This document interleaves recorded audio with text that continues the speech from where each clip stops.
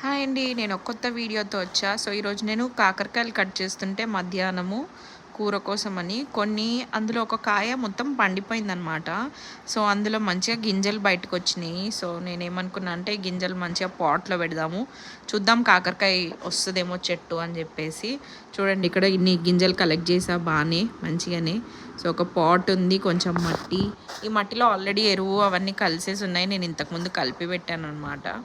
So ఇందులో నింపేస్తున్నాను మట్టిలో, పాట్లో నింపేసి చూద్దాము. ఇది దీంట్లో నేను యాక్చువల్గా వాటర్లో ఏం నానబెట్టలేదు, డైరెక్ట్గానే పెట్టేస్తున్నా. కావాలంటే కొంతమంది వాటర్లో కూడా ఒక 24 అవర్స్ వరకు నానబెడతారనమాట. ఎందుకంటే అవి కాకరకాయ గింజలు కొంచెం గట్టిగా ఉంటాయి కదా, అవి మెత్తగా ఉండి ఆ స్ప్రౌట్స్ ఈజీగా రావడానికి అని చెప్పి. ఇష్టం ఉన్నప్పుడు పెట్టుకోవచ్చు, నీళ్ళల్లో వేసుకుంటే స్ప్రౌట్స్ ఈజీగా వచ్చేస్తాయని. బట్ నేను అట్లా పెట్టలేదు, డైరెక్ట్గా పాట్లో పెట్టేసి మట్టి వేసేసిన అనమాట.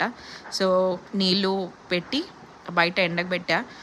చూద్దాం నెక్స్ట్ 1 వీక్ ఏమైనా స్ప్రౌట్స్ వస్తాయా ఏంటి, గింజల నుంచి ఏమైనా పెరగచ్చా కాకరకాయ చెట్టు అనేది.